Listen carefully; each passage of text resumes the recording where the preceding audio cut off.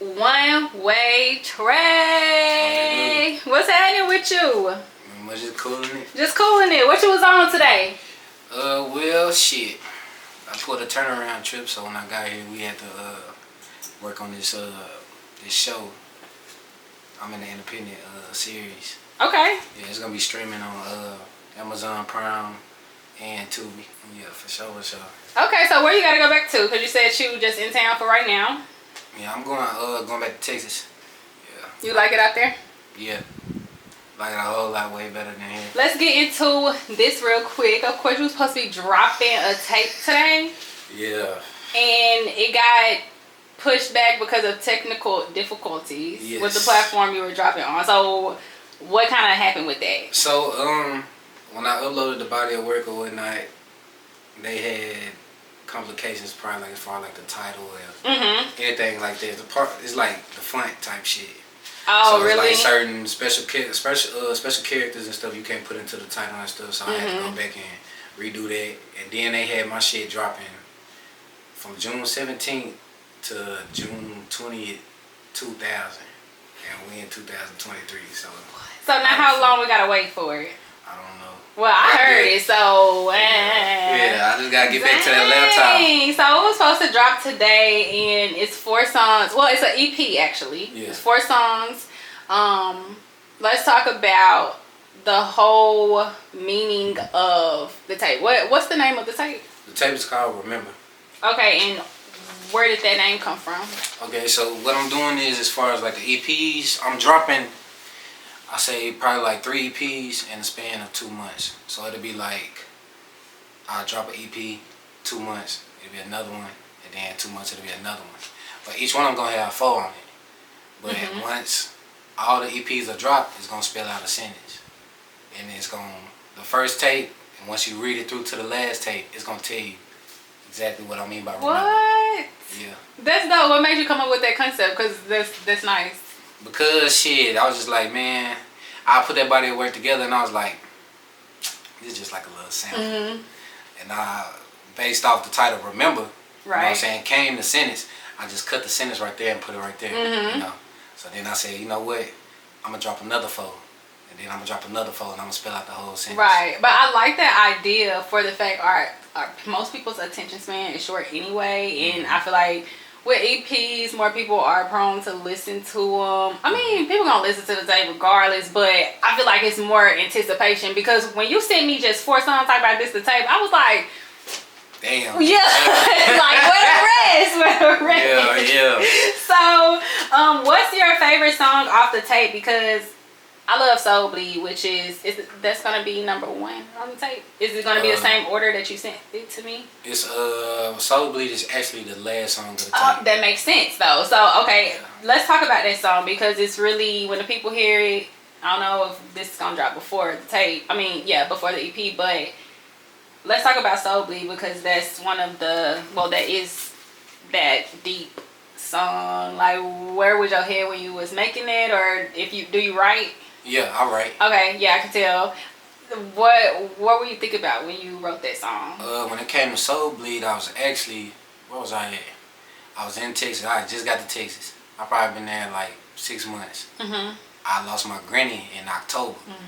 So when I lost her, originally I was supposed to get off work, hit the road Thursday, and be coming into town Friday. But that Thursday, she died right after I got off work, type shit. I'm sorry. So yeah. So shit, I came, I did the funeral and everything, then I went back and then worked, and shit, I was just in the car, you know what I'm saying? And then I played the beat, and whatever was on my mind and what I was feeling at the time, I just let everything out, because I ain't even cried, you know what I'm saying? So you didn't cry? Yeah, I ain't cried yet. It'll come one day, but I ain't cried. Are you always like that with stuff like this? As far as like death, like I was already losing partners when I was 15.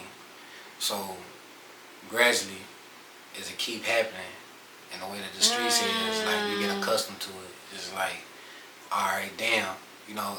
And at first, like it even scared me, because I'm like, damn, my nigga just died, but I ain't crying or none of that shit, you know. Mm-hmm. So you build up some type of numbness inside yourself. But when my granny died, that shit hit different. Because you think your granny gonna live forever, you know what I'm saying? So shit, it's like I was used to it as far as death. But when hers came, it was different.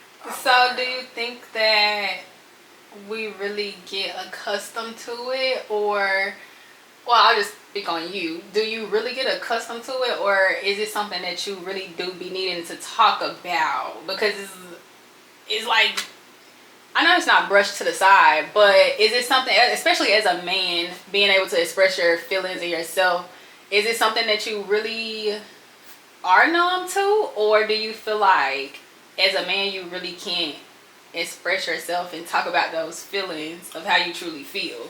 I can ride on that, yeah. Mm-hmm. I could say that. It's like shit, a nigga done been through so much shit. Mm-hmm. You just get so used to putting it at the back of your mind. You know what I'm saying? You would just shelter it away. So like anytime I done sit there and lost somebody, I don't live in the moment at that time. I just go to the funeral. Actually, before my granny, I didn't even go to funerals no more. Mm-hmm. Like, I just quit going. So I put them in the back of my mind and say like they on vacation or some shit. But I'm a visual person. Yeah. So seeing and everything, like I store memory like it ain't shit. So me going to the funeral and stuff like that, I don't like that being the last image I done seen of them. Wow. Yeah. No, that makes sense. And some people say that we're supposed, like, you gotta go, you gotta see that to kind of have that closure. Yeah, no. No. You don't. Like shit, I'm good. Like with my granny. My great granny, she had died when I was 17, and she was in the hospital. So she was going like surgery after surgery after surgery and stuff. You know, like basically her body wasn't holding it. And I was like, man, you need to get up there and see your granny. Last memory I had of my granny was us on Christmas. You know what I'm saying? That's the one I want to remember. I don't want to remember her laid up like that.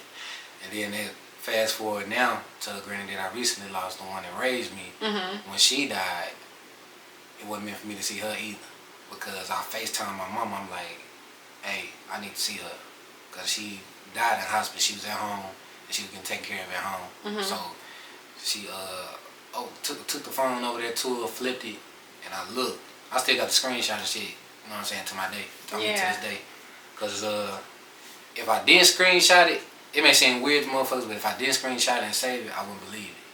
So no, if that's your truth, like, you know what I'm saying? Yeah, so shit, like, even as old as I am, like, shit, I'm still like a little boy when it comes to my granny, so it wasn't even no sense. Like, baby. Yeah, for sure. So to kind of change the trajectory of things a little, when I'm talking about, you know, expressing your feelings and yourself and stuff, when it comes to women, you know how they say, y'all don't like to tell us or be vulnerable with us because we throw it in y'all face.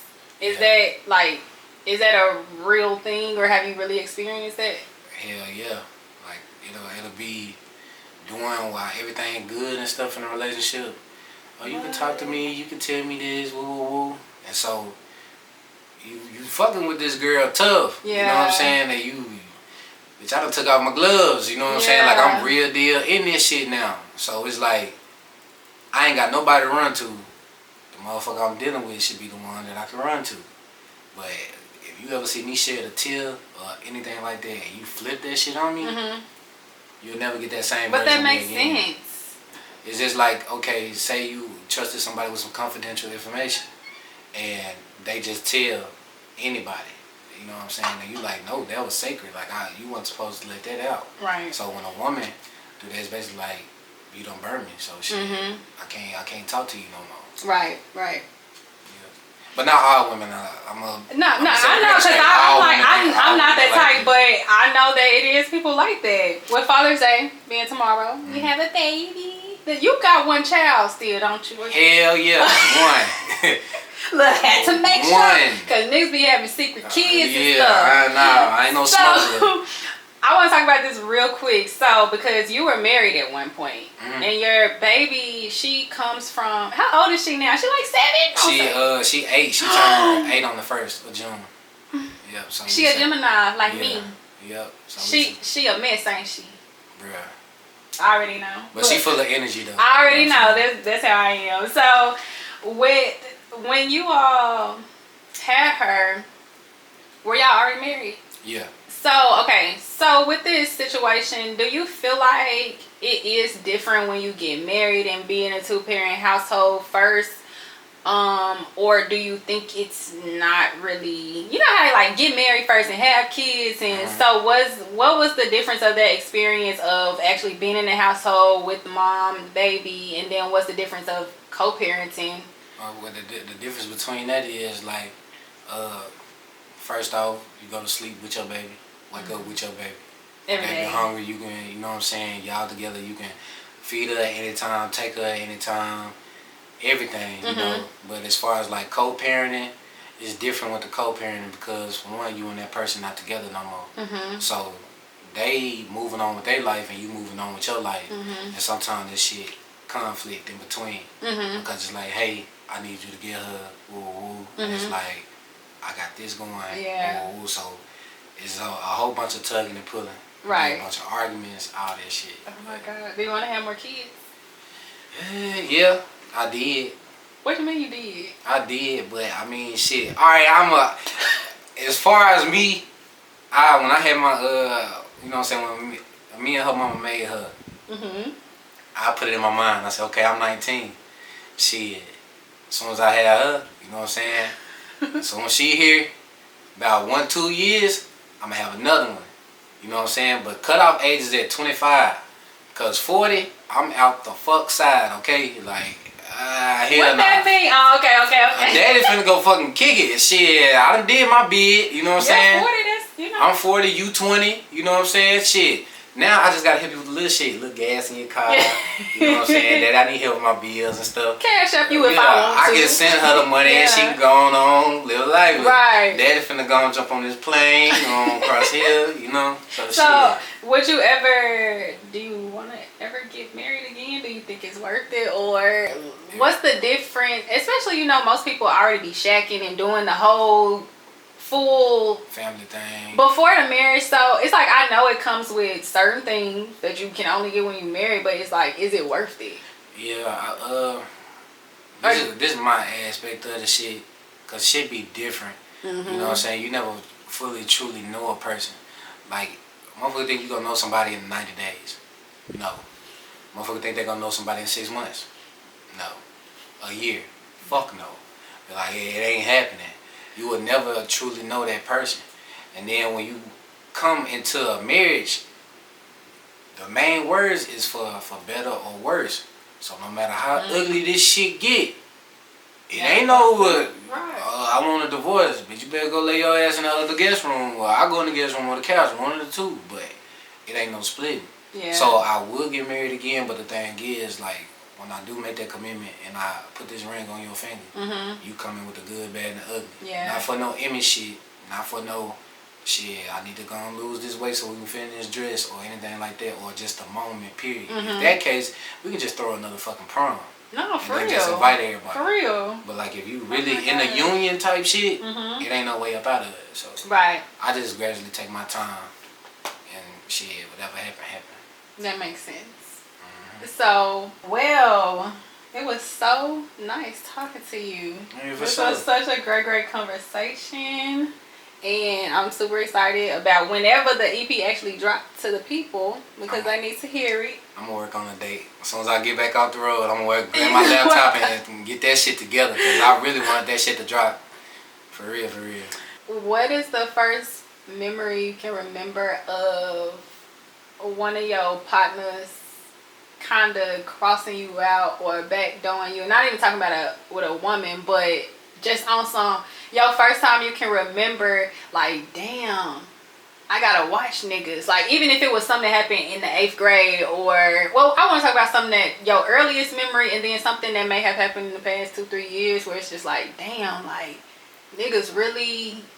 Yeah, niggas really be on that. Yeah. It's, shit, I done had a few fallouts with niggas. Like I say, as time progress and niggas get exposed to certain shit.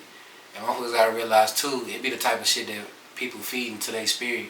So if if you get to, you know what I'm saying, we probably locked in, and you get to hanging with these grimy motherfuckers, it's only gonna be a certain amount of time before you pick up some grimy shit too. Or shit, just the way you think, period, your thinking process, like the shit that you watch. If you watch a bunch of roguish shit, you gonna start doing roguish acts too. But like when I was younger, I had a nigga sit up there get mad at me about a girl, you know, and we was finna fight. Crazy thing is, I had a bitch too, so I'm like, bro, I don't want your girl, you know what I'm saying? She'll just end up sending me a little let up in class, and I'm just like, bro, like, we bigger than this, you know? Like, What, y'all was in high school? We was in middle school. Yeah, we was in middle school. I was not expecting you to say. Yeah, we was in middle school. I'm like, bro, like, he was hot. And I even got one younger, like, I was... He was tender about it. Bro, that was 8th grade, and then shit, my best friend here, you know, he ain't showed me no roguish ass shit since then, but when we was in 6th grade, boy, he was tender about this little motherfucker we was with, bro. And crazy thing is, she like both of us, you know, so he called me, I told him, I'm like, hey, you know, so-and-so don't kiss me. What? On the lips? Bro, on the lips. He talking about some, say that again. And I told him, this one we on the house phone. I was going to say, y'all. Yeah, we on the house phone. And so he's like, say that again. I said, so-and-so don't kiss me. He like, yeah, maybe you don't need to come down here for a couple days.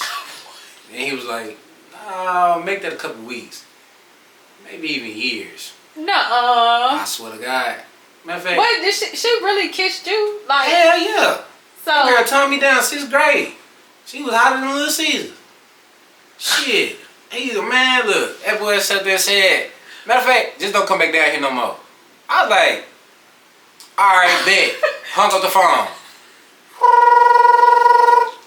I look at that motherfucker. What? Man, we boys, man. I'm like, oh, shit. Hey, he was hot, but he got right within the next 2 minutes. Boy, early battle, huh? Yeah, that's the only reason we, you know what I'm saying, we still locked in, because we ain't let that shit split us. But going on to when I'm older, grown, crazy thing is, shit, I've been knowing this nigga, boy, hella. But he also tender behind a bitch. You know what I'm saying? Yeah. Why do you think niggas be tender behind bitches? Like, what it be? Have you ever been like? And what is your definition of what if somebody tender behind somebody? If you tender, this is why I consider tender. Going through her phone, going through her likes, checking her messages on social media. You know what I'm saying? Keeping tabs 24/7 on where the fuck she at. Yeah. Unless it's like on some safe shit. If she ain't responded, you know what I'm saying? You need to at least be hitting me like hour after hour when you need to talk. Like if it's not consistent, just to make sure you safe. Right. But all that type of shit, getting mad because a nigga looking at her, you know what I'm saying, or liking her pictures, it's just that's tender as fuck. And then you gonna sit up here willing to risk your freedom behind this shit. Right. Now your ass going to jail. And your bitch getting body slammed to the mattress before they can even process your ass in. Because you on some weak shit. Like, that's something that I could never do. Like, even in my marriage and stuff, the way shit went, you know what I'm saying? That's something I could never do. Yeah. I never sit up there and check the nigga. I check the bitch. And then I let her know, like, bitch, you got me fucked up. And then cut that off.